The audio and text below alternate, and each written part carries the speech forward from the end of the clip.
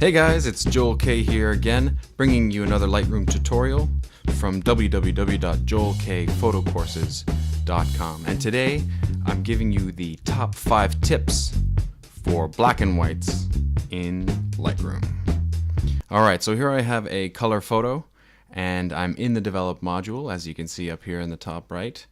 And so the first thing I'm going to do is, of course, turn it into black and white by clicking this button right here where it says black and white. Wow.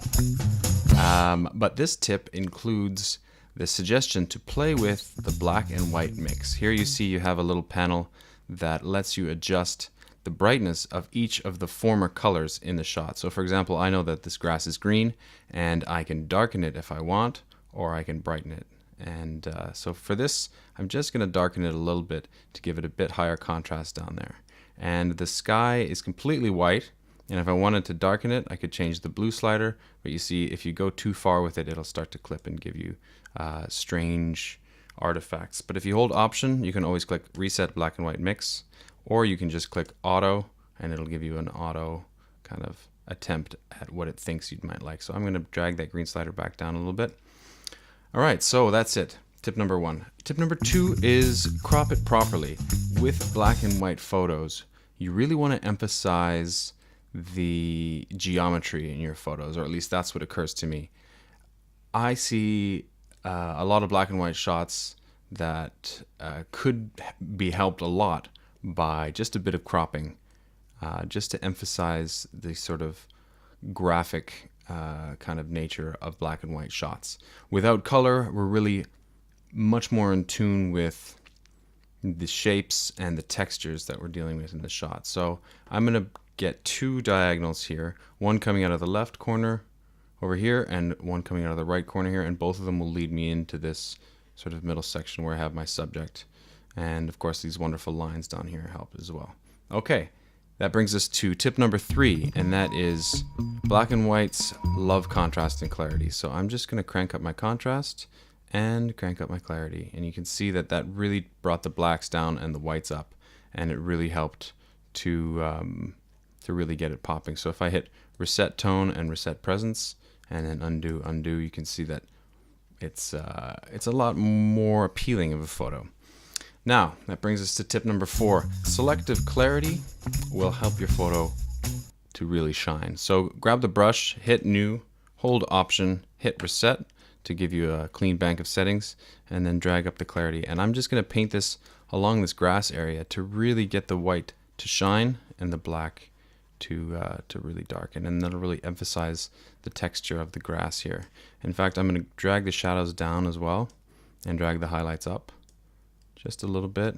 So there you can see what I did. I just really made these shadows start to really sing. And in fact, I'm going to hit new, I'm going to hit reset, and I'm going to lower the shadows and bring down the exposure just on these lines, so you can really follow them from the corner, and they'll really give a shape to the photo. I want to make sure they're nice and dark. There we go. Let's see if we can even darken them a little bit more. See there. Now they're really starting to bring your eye up from the corner, and really starting to make a difference to the photo. There we go. Okay.